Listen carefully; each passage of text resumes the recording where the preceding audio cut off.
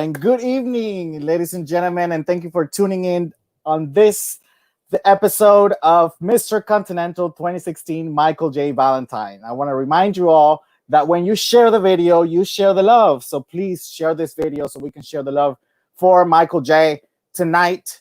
And I want to thank you also for tuning in last night for Chantel DeMarco. It was just an amazing episode. She's already on 3,600 views, I believe. And I want to thank you for supporting her and supporting this platform because it was created for them, for the entertainers, and for whoever wants it.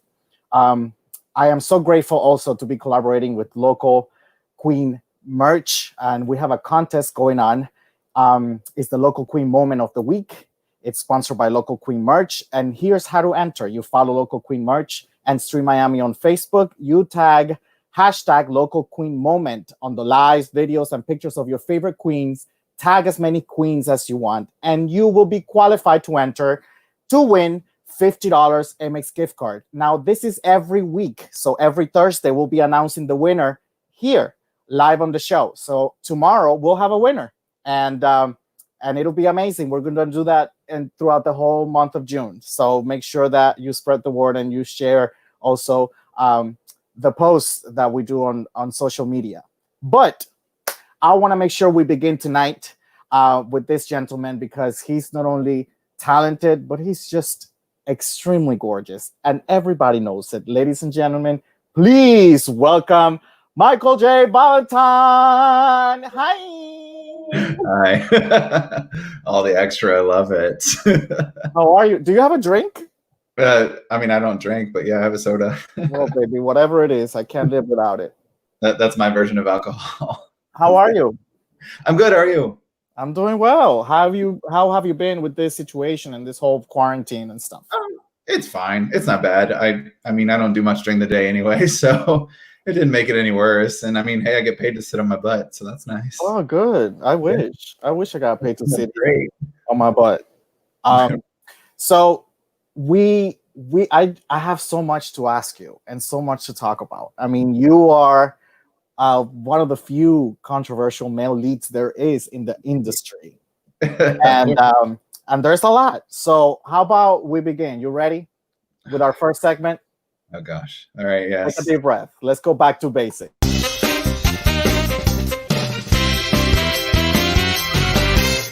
Mykul, don't laugh at my cheesy sounds and little flyer things with my I like that picture of you, though. That was really you gotta let me live my fantasy. Bitch, it looks sickening. Come on. Mykul, let's get back to basics. And I want to know the basics about you. Tell me where you're from, where were you born, how old are you, what's your sign, when's your birthday, your favorite color, your favorite food. I'm from Louisville, Kentucky. I was born here and raised here. I lived outside in Shepherdsville, Kentucky, but I don't say that because no one knows where that is. And I grew up on a farm. I'm 32 years old, and I'm a Cancer. I'm like a textbook Cancer. So definitely a Cancer. And they tried to switch the signs recently, and I'm like, no, I'm not a Gemini. No, I'm a Cancer. My favorite color is lime green. And my favorite food is pizza. And my favorite drinks are bangs. And you eat McDonald's, don't forget that. I did eat McDonald's. I had it a few times last week. Especially when we were on the phone, I know. Yeah. You'll never caught me dead. But I can't believe that you eat all of this. You're a foodie and you keep this body. I love junk food. I work out every day, of course. I work out to like throw up every day. So I wish I had we were talking about trading. I give you my upper half, you give me your bottom half. Oh yeah, that's right. You're gonna have legs; they're too big. Mykul, there's a lot to know about you, and I want to make sure that we dive deep into our conversation about your personal life, about your entertainment career, and a few other gossips and little drama that are pending out there that we haven't heard in a while. And I wanted some clarifications on it. So, are you ready to dive deep? Oh yeah, come on.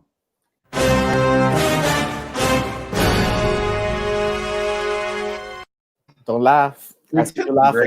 Sure. All right. So let's get serious. Let's get into this conversation. Gotcha. So you were raised around women. I was. And you attended an all-boy school. And you mentioned that during this time, it was very difficult for you to make male friends. Mhm. Why is that?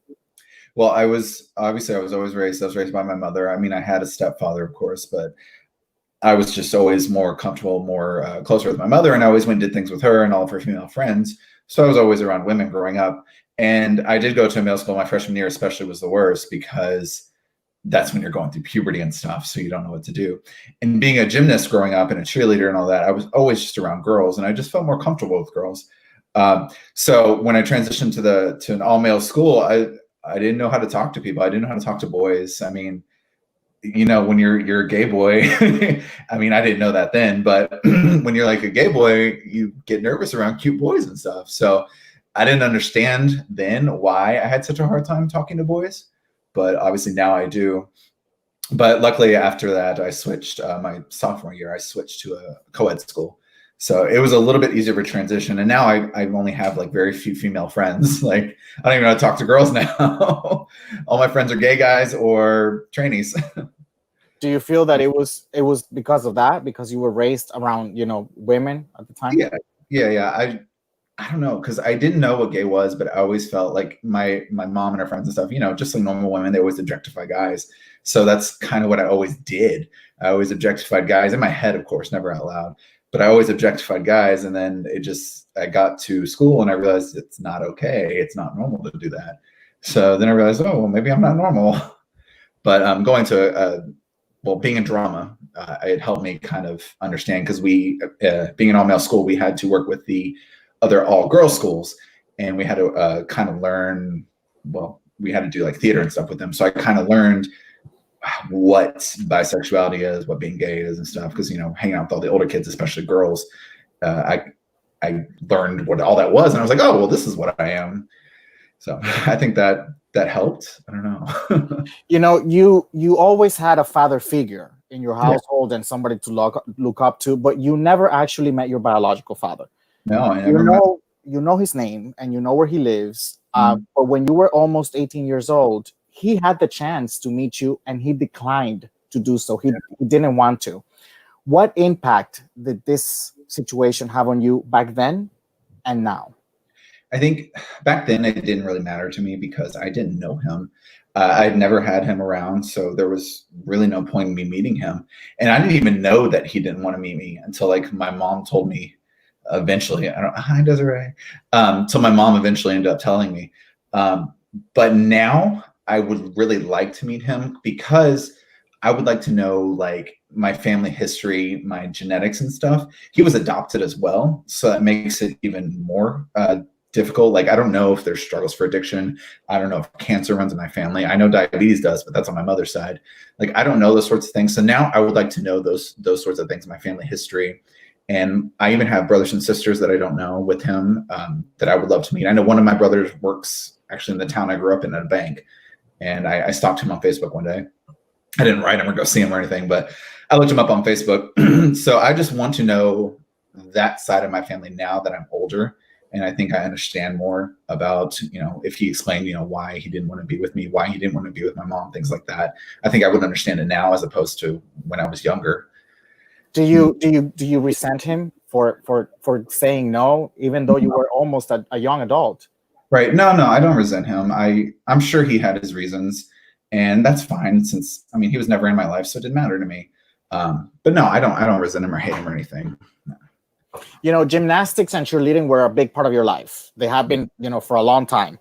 And you were not only a coach, but you also were a part of a squad. You participated in the activities, and you were fortunate enough to obtain the NCAA and UCA World Cheerleading Championships. Yep. You have always said yourself that you are a very competitive person. What exactly about competition is it that you like? I don't know. I like winning, of course. I like being the best. I think it's the adrenaline rush that I get when I'm competing. I really like that feeling. Like anyone else, yes, I like winning, but even if oh my God, even if I don't win, that's okay. Like I'm not a sore loser. I'm not a sore winner either. But I don't know. Cheerleading's just kind of instilled winning into me. And so like growing up too, my mom was always like, you don't win, you're the first place loser. So winner don't come home. Like that's just the way I've always been raised, very competitive. And cheerleading kind of, I don't know, it made it worse. But I don't know, in pageants and stuff, like I just enjoy the adrenaline rush. I enjoy getting the pageant together. And if I win, that's great. But if I don't, that's okay too. I don't know. I mean, do you get really bitter when you lose? No. I mean, if I lose for the wrong reasons, then yeah, I get bitter, but eventually I get over it. I mean, it's just drag, it's not a big deal. It's just a hobby. If I win, I win. If I lose, I lose. That's all right. You were raised Catholic throughout your life, but now as an adult, you don't align so much with Catholicism. This is the case for many people, not only you. Do you have faith? To have faith, I don't. I do not believe in the Christian God. That's for sure. I don't believe in organized religion. I think it's evil. It's caused so many problems in this world. And honestly, I think it's made by the devil if you believe in such things, but I don't believe in the devil either. I just believe in the universe. I believe in energies. I believe in karma. I believe as long as you're a good person, then you will be rewarded whenever you die, whether it's in your version of heaven or if it's reincarnation, whatever you believe in, as long as you're good, I think that's what's going to help you reach that next level that you're looking for when you pass away. What's your favorite movie? My favorite movie, I think I like Avengers Endgame. I love superhero stuff, as you can tell behind me. I love my superheroes. So I think that's my favorite movie right now. Why? Why do you love superheroes so much? Because, actually, I made a post about this on Facebook. Superheroes are kind of like a goal for me. Like, I've always looked up to them to have that body type, to have those morals, to always be a good person, and to help, people who can't help themselves. So that's why I love superheroes and I love superhero movies, because, I mean, yeah, I would love to be able to, throw lightning bolts and have super strength and stuff like that. But they're always good people. They're always trained to be good. And that's why, like in like Superman and like Flash and things like that on TV shows on the CW, you never see them kill people because they're like, we don't kill people. We don't do that. That makes us bad, blah, blah. So they're just always good people. And that's the kind of person I want to be. I want to be a good person. And also I want to be ripped, like Aquaman. It's backwards. Like Aquaman, You know that somebody else told me once that superhero lives are sad. They're sad people, and they put on this facade and this whole entire ensemble to be able to do something else because they can't, just be with themselves because they're so sad. Do you think this is true? I don't think they're sad. I think they do it to protect their loved ones, but if they're sad, it's because they can't be who they are. Like they can't be open with who they are because they're protecting the ones they love. Because a bad guy could go and kill their family, which you see in a bunch of movies. But I don't think they're sad. I just think they feel incomplete because they can't be their true selves. Yeah. Are you your true self? Most of the time, yes. On the internet, no. On stage, absolutely not. But I think if you talk to me in person, yeah, I'm totally 100% me. Actually, right now, that's a great answer. That's something that we don't expect from a lot of people to be able to admit. I'm something that I portray as a public figure, and I'm something completely different in a private life. Oh yeah, definitely. You have in to. School, you were never really bullied. You were never really picked on. You were always very outspoken and very confident. However, we all have insecurities. We do. What are yours? My insecurities, I definitely worry too much about what people think, even though I shouldn't. And I always preach about it. I'm very insecure about that. Because I mean, this is, what we do for a living. What I do for a living is I have to worry about what people think about me because that's how I make my money. That's how I keep relevant. That's how I stay out there. So I do worry about that.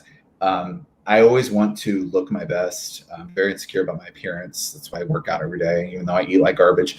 But I always want to look my best, of course, because that's just who I want to be. I want to be perfect all the time, as bad as that sounds. But I think those are two of my biggest insecurities.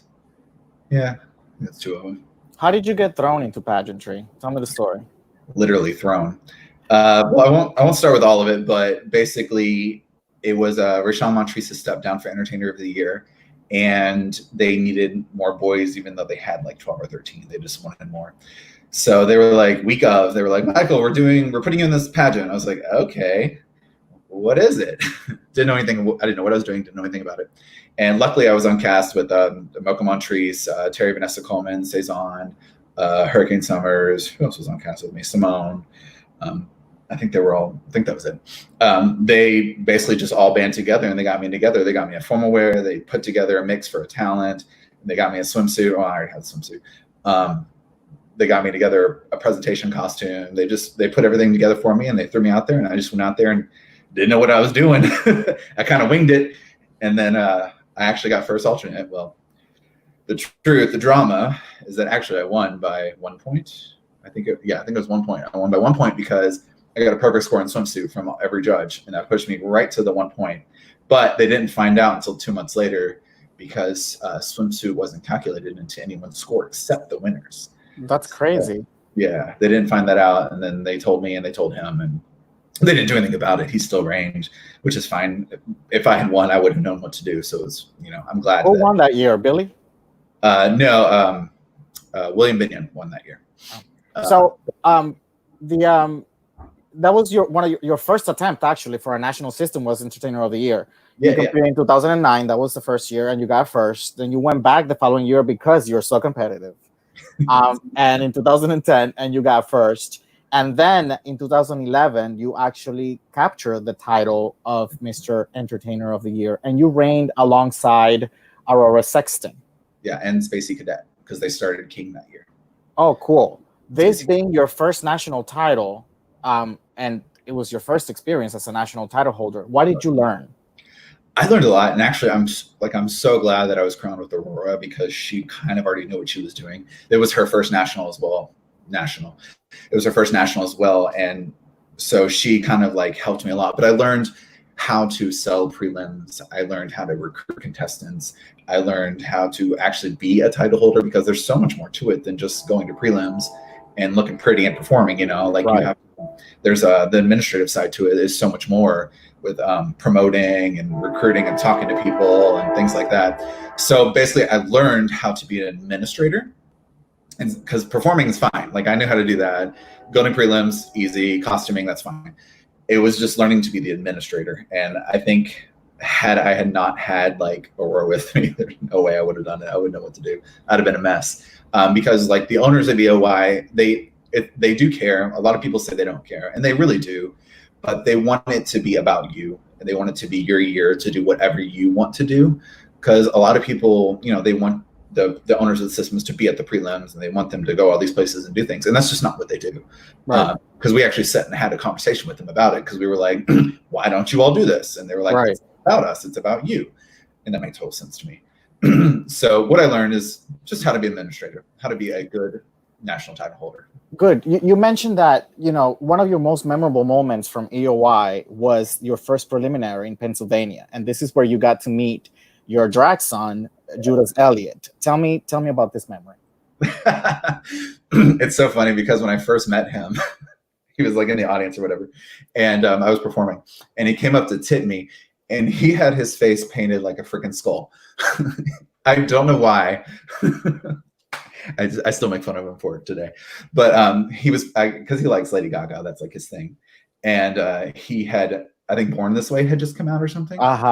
So he had his face painted like a skull. And we all know that Judas is a diehard fan of Lady Gaga. Yes, loves her, and I love that. As long if she's his inspiration, then great. But yeah, so he came up to me, painted like that, and tipped me, and then took a picture with me, of course, afterwards. And after that, we just started talking and stuff. And then he reached me out to me because he wanted to do EOY and things like that. And that's how we started talking. And then he asked me for help. And that's kind of how I recruited him to be my son. But it was a really cool memory. It was my first time ever doing a prelim in a hotel as well, which is so nice because your room is right upstairs and you just walk down to the ballroom. Yeah. Yeah. So great. How many other drag children do you have? I have Adonis Casanova, I have Chulo, he's a drag king, and I used to have one, but he's a drag queen now, and he switched over. So I'm like, oh, well, I guess I'm not anymore. And then I have one that he doesn't really compete, but his name is Devin Hart. He performs, but he doesn't do pageants or anything. You are easily embarrassed. That's something that people really don't know about you because you're so out there and you seem so confident all the time you're on stage, but you're easily embarrassed. What embarrasses you the most? I always try to hide it as much as possible. Um, whenever, whenever I'm performing, whenever someone, I don't know, does something that catches me by surprise and I don't know how to react, I get super embarrassed because when I'm on stage, I want to be this perfect person, this performer, and I'm always scared I'm going to be flipping, kick someone in the face if they get on stage or something. But oh, Heath. So that really embarrasses me. Or if they do something like, I don't know, like kiss me or pull my underwear down or something like that, it's super embarrassing because I'm like, I'm in the middle of performing, like, stop. I have a set routine. I get super embarrassed. Or even like when I'm out walking around and stuff and people come up and they compliment like, oh, you're so great, blah, blah, blah. I'm like, I get super embarrassed. I don't know why. I should be thankful.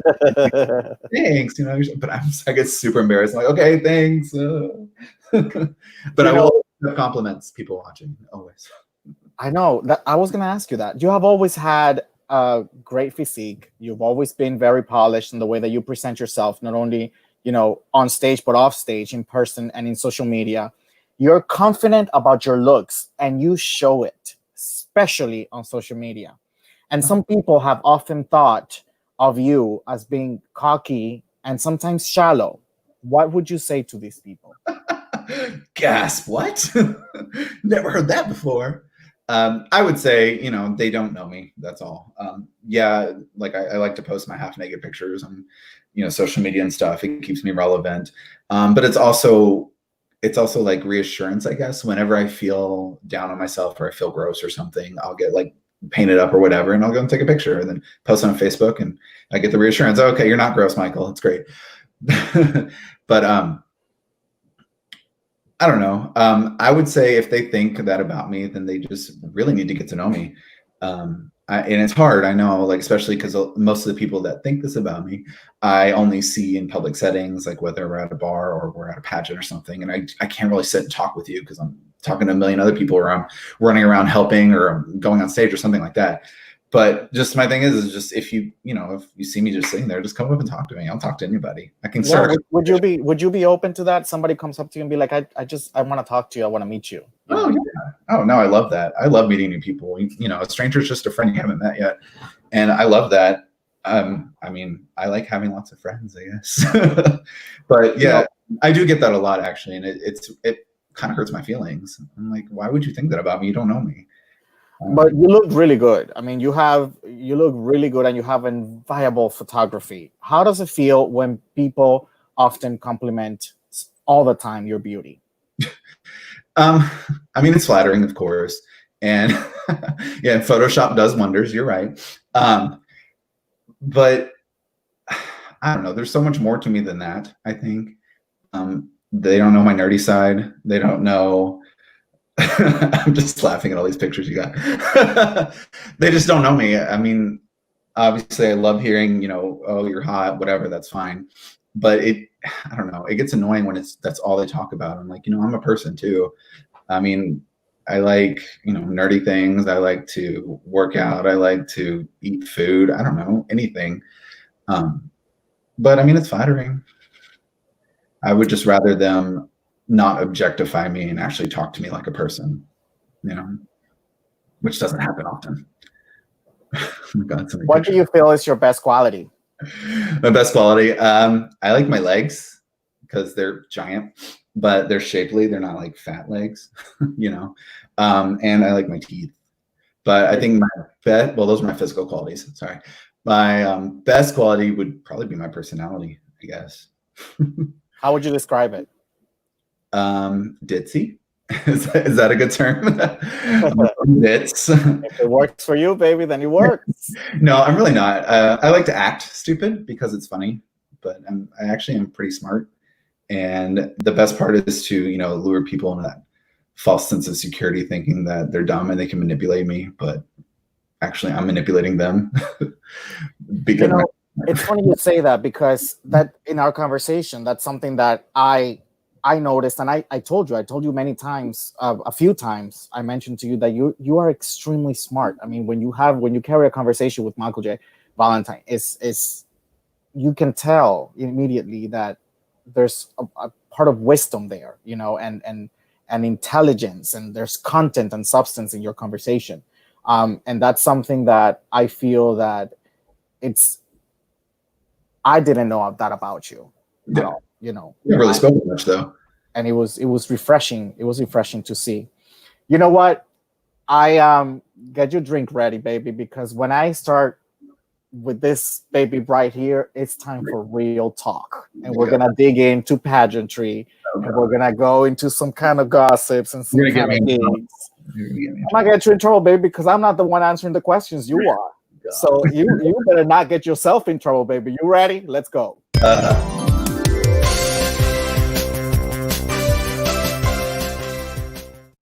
But before we do that, I want to remind everybody that when you share the video, you share the love. So make sure you share the love for Mykul Jay Valentine. Share the video so that everybody can hear the story. And the gig is about to be up, baby, because we're going to talk about pageantry. But right before we do that, let's talk about Local Queen Moment of the Week, sponsored by Local Queen Merch and Stream Miami. And here's how to enter. Number one, you follow Local Queen Merch and Stream Miami on Facebook and Instagram. Tag hashtag Local Queen Moment on the lives, videos, pictures of your favorite queens, and tag as many queens as you want. And then you and your queen will be entered to win a $50 Amex gift card each week. The winners will be announced here every Thursday on the show. So tomorrow we have a winner, baby. So you get on tagging tonight and you'll be entered in that contest, and it carries on, baby. So we're going to be doing that through the month of June. So you ready? Let's talk about Gay US of A. Okay, let's talk about it. Okay. You have competed a couple of times for the title, and you have gotten very close to the win. Last time you competed, it was a controversial time. It was a topic of conversation because you competed alongside two other former Mr. Continentals, Joey Taylor and Angel Size. Yeah. Now, Angel Size captured the win. Were you disappointed about not winning? And how was your overall experience during the contest? Okay, let me answer that backwards. I love US of A. I had a great time, of course. I love the people that are involved, the contestants there. Everybody's super great, and everybody's so nice. I do love the people involved with US of A, and I will always go and watch and everything like that, and be there. And I feel welcomed. I feel like I'm part of the family just being there because I know everybody, and everybody's just so welcoming. But I think that's a Texas thing. I don't know. It's a Southern thing for sure. But wait, what was the second part? The first part? How did I feel about? Were you disappointed about not winning? Well, of course I was disappointed. I mean, who isn't disappointed when they lose a pageant? But give me the dirt. I want to know the dirt. Yeah, I'm getting there. No, I was definitely disappointed, of course, because I had tried so hard, and I don't know, I put so much into it. Like I went outside of my box. People are always like, oh, go outside of your box. And with talent, I found out talent, I did do that. I actually did like a hip hop dance voguing talent, like it's something I don't normally do. And I tried it, but it didn't go over well, apparently. Interview, I got second place. I don't know by how much, but there was like a tie for first. So I got second place in that. I won club where talent, found out talent was, I don't know, like fourth place or something. I don't remember. But my preliminary talent, I did silks, like aerial. I just did an aerial routine. And they lived for it. They're like, yay, we love it. Except someone gave me like a 1 or something. I think that might have been final night, but it was, I don't know, the scoring was just weird that night, and I don't know what happened. But I don't feel like I should have gotten the place that I had gotten. Should I have won? Probably not. That's fine. But I should have at least been like first runner up, I thought. That's just my opinion. I don't understand US of A's scoring very well. I know they do ranking, and then prelim night they do cumulative. I don't know. I don't get it, but I don't think I should have won, but I definitely don't think I should have gotten fourth place, I think is what I got. I don't know. That was weird. But you feel that it was actually something in the scoring and the judges panel. Does this have something to do with your ex-boyfriend, Michael the Master, sitting on the judge panel? Not specifically him. God, how do I say this properly? I'm trying to be PC about this. No, I do find that the judging system is very easily to be manipulated. I kind of, if you look at the misters that have won recently, it's kind of weird how it's gone to the judges and their drag family just so happens to win every year. I just thought that was kind of fishy. But the way it was set up and stuff, I mean, Michael, if he wanted to, he could have lowballed me and just made it fit perfectly to where I didn't make it to the first runner up or something. That's possible, but that's with any judge. I mean, Michael and I have a great relationship now. In the past we didn't, obviously, but now we're cool. We don't really talk anymore, but whenever we do see each other, we're civil and stuff. And will you go back to US of A? Nah, I mean, never say never, but right now it's definitely not on my list of wins. And honestly, US of A was never something I wanted to win, because it was like almost the last system I learned about, because I came from EOI and it was Louisville where EOI is, and it was EOI, and that was all I knew. And then working with Mocha, it was Continental. So those were the only two that I really knew about. So those were the only two that I ever really wanted to win. And then US of A was just like, hey, give it a shot. I was like, all right, but it was never really something I wanted to win. But if I did, great. Of course, I would be the best representative I could be, and I would try as hard as I could. But it was never on my radar, I guess. That's amazing. Yeah, I'm not from Texas, so yeah, that's good. Shelby says, "Oh, this is getting ugly." I don't think this is getting ugly. These are questions that rise up because of pageantry, and instead of being gossipers around anybody's back, you ask the questions to the source and to make sure to see how the person feels. And the purpose of this platform and this show and to be interviewing these top-notch entertainers is to be able to elevate their character, not only as a person, but also as an entertainer. So what we're doing here is it's to build and not to destroy. And I hope, Michael, that you feel that way. I don't think you have felt in any way offended by my question. No, I think it's nice to know, a contestant's point of view. It's nice to know. I mean, you're interviewing me, so it's good to know my point of view. I mean, I'll never speak bad about anybody, but if you want to know the truth, I'm going to tell you the truth. So let's move on. And there's another controversy between you and the king and queen pageantry system. So you were crowned king, and 2 weeks before your step down, there was a public announcement from the owners about your dethroning. We heard their side. We kind of know what happened, but we never heard anything from you. So according to you, what happened? And I want you to tell me, what did you learn from this experience? I never really said my side, of course, because of legal, I don't know. They kept saying, don't do it because then they can sue you or whatever. And none of that ever happened.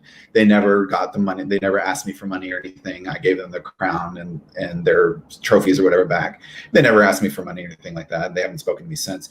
But also, whenever they had released that letter that night, they didn't tell me. No one warned me. Coco was actually in the dressing room with me all day and didn't say a word to me. I mean, she said hi to me, of course, and gave me a hug and everything, but no one said anything to me about it. I had to find out when someone texted me and was like, "What's going on?" And I was like, "What?" And that's how I found out. I had to get on Facebook to find out about that whole situation. But a lot of things, what people don't know is that they really didn't fulfill their side of the contract for most of the things. Like, yes, they paid us, of course. We got our prize money, we got our money every month, things like that. But there were other things that we were supposed to get that were, included, and they didn't give it to us. And then the contract was revised, I think, in March, and we never signed that contract. So technically, there was no contract. So there was nothing, that they could do, and that's why I think that's why they didn't try to make legal charges or anything on me, which is great. Plus, it's just a gay pageant. Like, they're gonna look at it in the court and be like, "When does this go away?" Gays.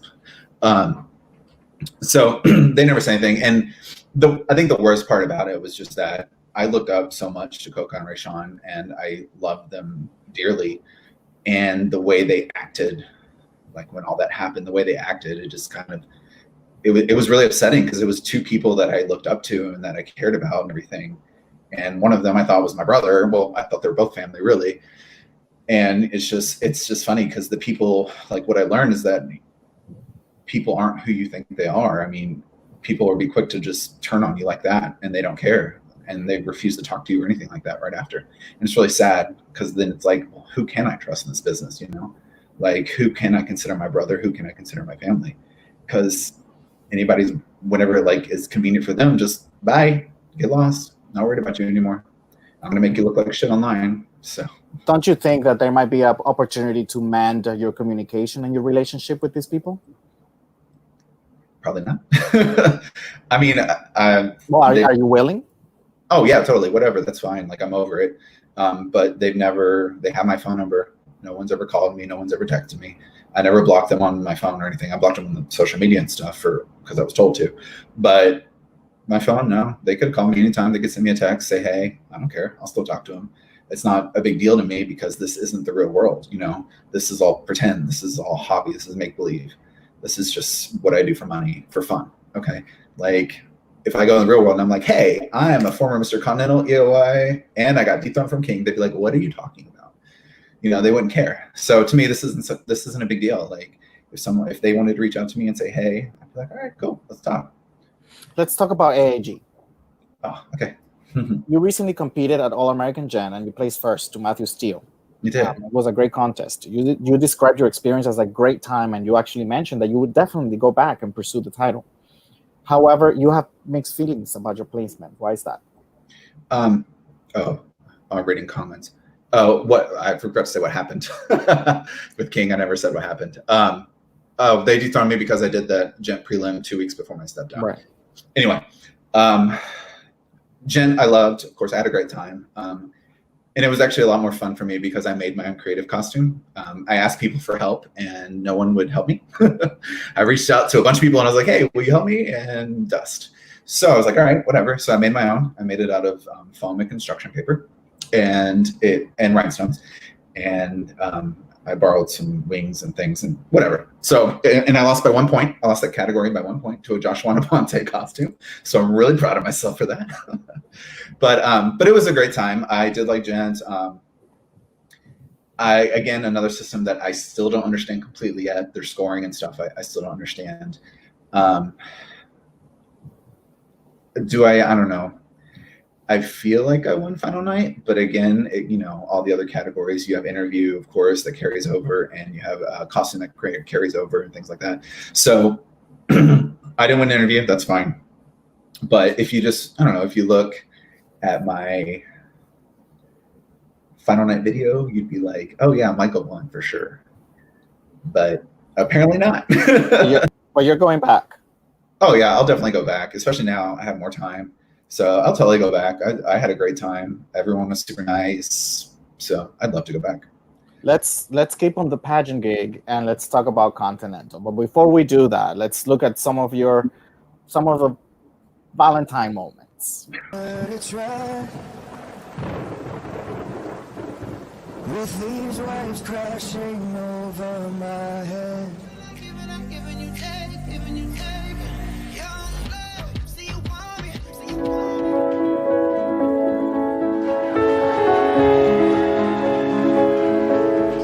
When you walking by, sexy comes in every size. Keep wearing that.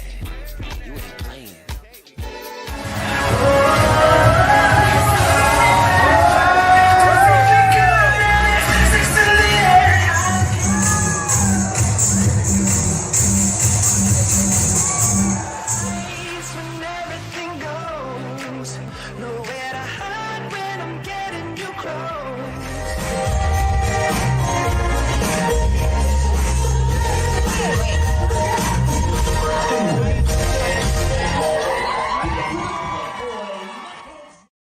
Yes. So skinny. You dedicated 5 years to Continental. You won your 5th try, and you mentioned that you really, really, really wanted to conquer this title. Why did you want to be Mr. Continental so bad? Well, I mean, it's Continental. It's the best of the best. If you win Continental, you're the best. You literally don't have to do anything after that. And it's funny because I don't know why. Like, what is it about Continental that puts it up so much higher? I don't know. But it's just the stigma behind it that makes it so that, everyone wants to be Mr. Continental. And I read a comment that threw me off. Damn it, Simba. Everyone wants to be Mr. Continental or Miss Continental just because it's Continental. I don't know. But one of the main reasons, that's one of the reasons, of course. But the reason was my best friend at the time, he wanted me to be Mr. Continental so bad because he was obsessed with it was Continental. So I was like, okay, I'll do it, whatever. And in the years of like competing and stuff, I became like, I felt like I was part of the family, of course. Like I made so many friends within the system, and everyone was so nice and everyone was so helpful. And they would always reach out to me. Like I would rarely ever reach out to anybody, but they would always reach out to me and say, hey, do you need help with something? Here's some advice for this category, blah, blah, blah. And I just felt comfortable. I felt like I belonged there because I just felt like I was a family. So that was the main reason I really wanted to. I have many former Mr. Continental who are my personal friends. We have great relationships, but I have to say this. You have the best, in my opinion, Continental promo. I personally just love it. It's this picture. And this picture, I mean, is everything to me. I just really, really love that promo, that specific picture. I know you did a series of promotional pictures with that look, with this photographer, but that picture specifically is my all-time favorite out of all the Continental promos I've seen. Yeah, he slayed that. I love that. That's a local photographer here in Louisville. He's great. Your most memorable moment during your reign with Tiffany Hunter during Continental and Kofi and Chantel Roche was in Puerto Rico at a preliminary contest. Wow. What happened? Tell me. Well, it was like nothing I'd ever done before, actually. The first night, well, the night of the pageant or whatever, we actually went out during the day and we went to the beach and we went and hung out. It was a lot of fun. I think we went to an island that day. I know Tiffany's on here somewhere watching, but I think we went on to the island that day and we went out all day. We came back, we took a nap, and then we got up at midnight and we started getting ready. And then we went to the pageant, and the pageant didn't start till 3 a.m., which apparently is a thing in Puerto Rico. I didn't know that. But yeah, everything in the clubs don't start until like 3 a.m. So the pageant started at 3 a.m. and then it went until I think 6. And we left and the sun was up. I was like, this is so weird. And like we walked out, we went and had breakfast, and then we went back to sleep. It was the strangest thing, but it was so much fun. And then the next night, we went to a house party, and I somehow, I don't know how I did it, but there, see Tiffany. Somehow I managed to get Tiffany on the roof with me to jump off into the pool. Oh, Tiffany, she spilled your tea. It went from, I don't want to get my hair wet, to, Michael, jump off the roof with me. It was a great time. And then I got her and Coco to do it together too, and actually I got on video. So it was so much fun. It was a great time. What is your advice for any male entertainer struggling to make a decision on where to compete? What would you tell them? I would suggest first figure out what you're doing. Are you better at, entertaining? Are you better at speaking? Because it's different for every contest. Like the scoring system, with Continental, speaking categories get you more points. But they appreciate natural talent. Whereas Entertainer of the Year, US of A, they love big productions, but speaking isn't as worth as much. But also, like with US of A, clothing is a big category there. So you just got to figure out what your niche is, what you're better at. And then I always suggest, and people never do this, is talk to the formers of the system. A lot of people, they just kind of wing it and they listen to their friends, whatever, but reach out to the formers because they're always willing to help. I don't think I've ever heard any former say, oh, this person reached out to me, but I don't want to talk to them. I've never heard that before. And even like the people that I've talked to about it, they are all like, yeah, I talked to this, I talked to Simba, I talked to Cleo, whatever. Yeah, they helped me, So always reach out to your formers first when you're making a decision. And then, watch videos and stuff and just see what you like better, basically. In pageantry, and we're going to close off with this question about this topic. What is next for you? Next, I'll try Jen again, of course. That's on my list. And Mr. Gay America is also on my list. I always said that if they brought it back, that was one that I would love to win. This was numerous years ago before they brought it back. And they did. So now I got to go do it. And I did do it that first year. I made top 5 and stuff like that. And it was fun. I had a good time. So I would love to go back to that too. Good. And it's very similar to Continental too. So I understand it a lot more. So it's fun. Good. So we should see you at AG and also Mr. Gay America sometime soon. Yeah. I want to remind our viewers that this is the time to, if you have any questions for our next segment, to ask Mykul. This is the time to put them in your comment section, and don't peek, Mykul, because then you're gonna get distracted and then answer the questions while I'm asking you something else. So you're not single. You have a beautiful relationship with a wonderful man, and I want to know about it. Tell me about Blake. It's funny because we actually have known each other for, I think it's 13 years now. We met 13 years ago at a derby party. We were both go-go dancing because I started as a go-go dancer. We were both go-go dancing, and we met there. Whatever, we got to know each other. We talked for like 2 weeks, and then we stopped talking, and then we started talking again recently, and it was kind of just snowball effect from there. I don't know. I don't even actually know how long we've been together because we never did like the official, will you be my boyfriend thing. So it was kind of just organic, I guess. So I don't know how long it's been. That's weird, but we have fun together. We have a good time. I asked Blake the same thing about you, and this is what he had to say. Oh, no. Hey, baby. I just want to let you know that I am extremely proud of you and everything that you've accomplished, and feel so lucky to be a part of your life and a part of your journey. I love you more than anything in this world. You're my entire world. I tell you that all the time. But yeah, just wanted to get on here and tell you that I love you. I'm proud of you, and I can't wait to see what the future holds for us. I can't believe that we met 13 years ago, and fate somehow brought us back together. But I am very excited about all of it, and I can't wait to see what happens next. I love you. Bam. You're rude. That was good. That was good. You did good, Blake. I'm gonna get him. Just wait. So, I told him. He tricked me. He was like, "Say nothing about me." What? He's gonna. All right, it's the time for people's choice, baby. If you had your questions ready, and if you don't, get them ready right now. It's the time to.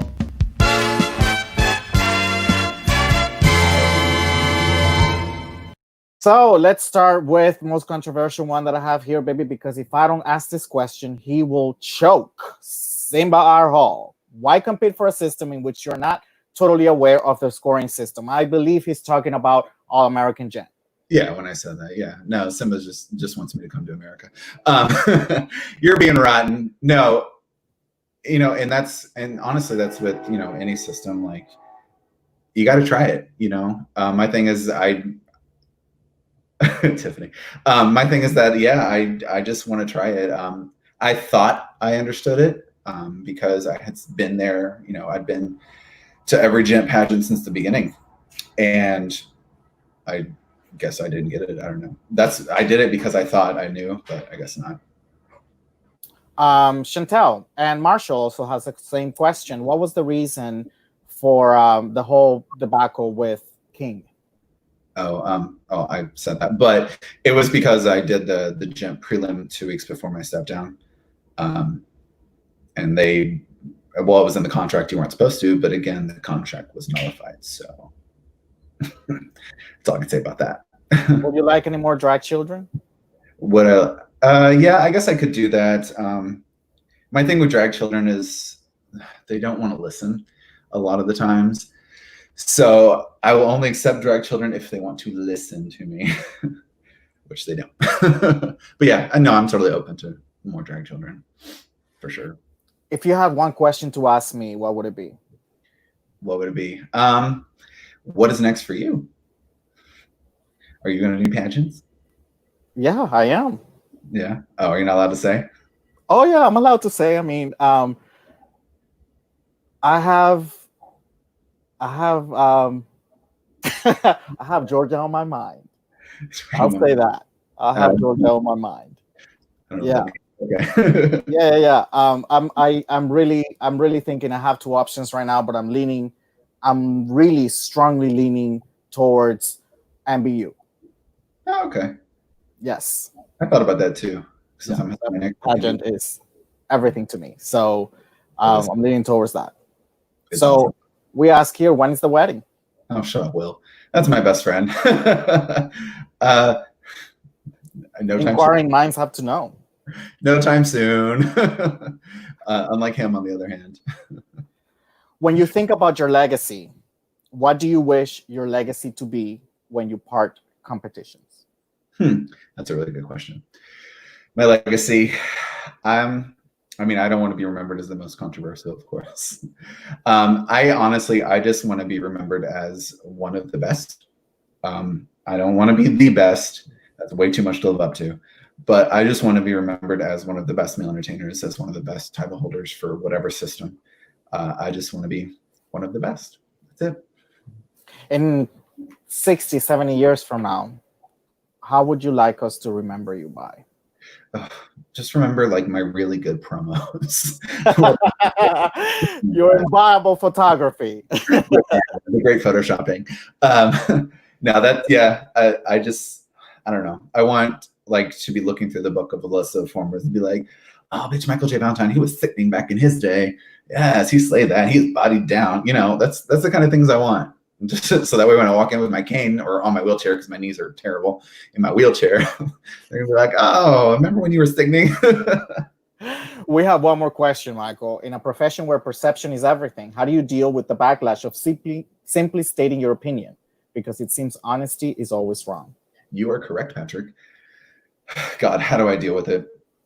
Well, obviously you have to delete your post because you're wrong no matter what you put. But I don't know. I mean, yes, like I said earlier, I'm very insecure about what people think about me, but sometimes people are just stupid. Just with the stuff they say, it's just dumb. And I'm just like, what are you talking about? And I just have to ignore it. I mean, that's all I can do, because I know for every one person that doesn't like me, there's 5 more that do. So I don't care, about what they say on the internet. I mean, they would never say it to my face. Just like I'm sure people won't say things to your face, Patrick, because I know you like to cause problems too. But yeah, honestly, there's nothing you can do, because people are always going to talk shit behind your back, and that's fine. And let them. All you can do is just go out there, be you, and prove them wrong. Do you have any regrets in pageantry? Do I have any regrets? Some of the times I've competed, I would say, like, oh yeah, I shouldn't have done that. I've done a few talents and I'm like, oh, I shouldn't have done that. But honestly, no, because if it wasn't for that, I wouldn't be where I am. I wouldn't be, a former triple national title holder. If I hadn't done all of those things, I never would have learned. So I definitely do not regret it. I want to end this segment with a comment from Tiffany. Mykul was always an incredible partner to reign with. He took such good care of me during our domestic travels and international travels, and always looked out for me. Well, duh. I gotta take care of my wife. You are that person. I want to thank you, Mykul, for thank you giving me a chance to get to know you, and giving everybody else a chance to get to know you in a little deeper level, for your bravery and your bluntness to be here and be yourself and say things how you feel. They need to be said, and I really do appreciate that. Oh, thank you. I hope that this was a good experience for you, and I can't wait to see you again. I mean, you were just here in Florida, and we were like 3-4 hours away, and we couldn't even hang out. And it rained the whole time. I was over. Oh, you were supposed to go to the beach, and it didn't happen. I got one beach day. Oh my God. I hope to see you soon, my friend. And say hi to Blake for me. And I want to thank you again for accepting my invitation. I have a few announcements. Right after this, at 9 o'clock, we have Chevelle Brooks with the Boom Boom Room. She has a fabulous talk show kind of thing going on. And tonight's guest is Layla LaRue. I had Layla last week, and it was amazing. She'll be with Chevelle tonight. Also, remember, Local Queen merch. Our contest is going on. So make sure you follow our pages and enter just by hashtagging Local Queen Moment to any live videos and pictures of your favorite queens. And on Mondays, I am starting Stream Miami en Español. Oh, mira. You see? Wow. International fish. Of course. Tomorrow, I have Desiree De Mornay taking the hot seat and answering questions. And let me tell you something. Her story is just inspiring and simply amazing. I really can't wait. So make sure you tune in tomorrow, please, because I know that you say you will and then you don't. Fine, I will. Because she's hilarious. I love her. Thank you, baby. I'll see you soon. Thank you. I want to thank you all so much for tuning in today. Please make sure you follow us on YouTube and on Instagram. We're on Instagram as well. We are having, like I said, Stream Miami en Español on Mondays, and we're starting this Monday with Jaysa Jovovich from Puerto Rico. She'll be a contestant in the next Miss Continental contest taking place next year in 2021, September. Thank you so much, all of you, for tuning in. And remember that this is the place where we always have a different kind of talk. Thank you so much, and I'll see you tomorrow. Bye-bye.